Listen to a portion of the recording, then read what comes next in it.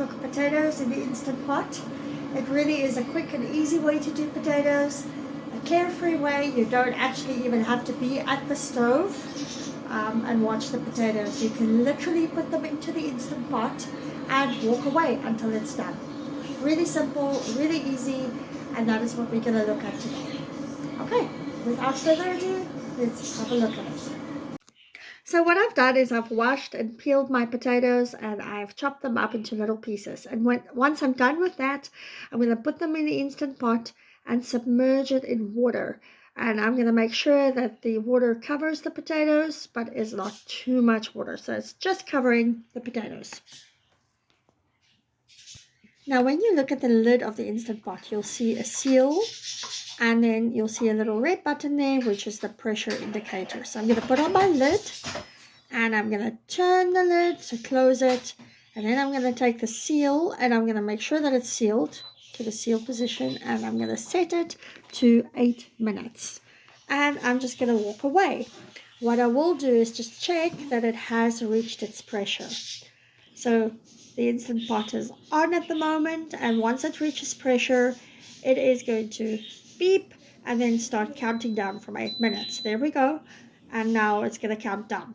Once my potatoes are done and the 8 minutes are done, it'll beep again. And it'll tell me that it's done. Now there's an L that appears, and the L is just to say how long you leave it after it's done. So if you leave it after it's done, it's going to naturally release steam, but we are going to release steam quickly. So here we go, the Instant Pot has beeped, and as you can see, it's on L.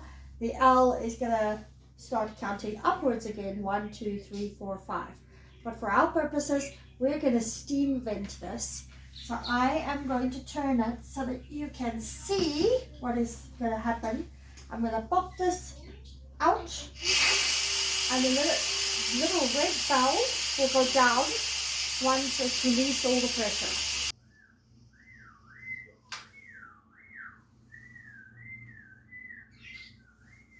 So the pressure has been released. Now what I'm going to do is just take some Superstore butter, because I find that the cheapest, and I'm just going to cut a little bit and mix it into the hot potatoes and make sure that it melts inside the potatoes. So as I'm mashing the potatoes, the butter will melt inside of it. That just adds extra flavor to it. If you are dairy free, you can just use butter. You don't have to use dairy. You can use almond milk with the butter. But I like to use butter and milk. So I've put the butter in, and then I am just going to get my masher, and I'm going to start mashing like so. And as I'm mashing, I'm making sure that the butter is worked in well and melting. Now I'm going to take half a cup of milk and slowly start adding it, and just see how the consistency with the milk becomes. And it is nice and fluffy already, but not fluffy enough. So I will probably add a little bit more milk. Let's add some. And now there's about a quarter of the milk left in there, of the amount that I put in. I'm going to mix it up again, and now it becomes really nice and fluffy. So now I'm going to put my inner pot back inside the Instant Pot. Close the lid, and then just keep it warm until you're ready to eat. And this is dinner tonight. I made some mashed potato, some fish fingers, and some peas to go with it. So I hope that this has been helpful to you. I hope that you have learned how to do potatoes in the Instant Pot. The thing to remember about the Instant Pot is really not to be scared of it, and to make sure that there's enough water in. And if you've got those two things down, you should be able to do it quite easily and with confidence.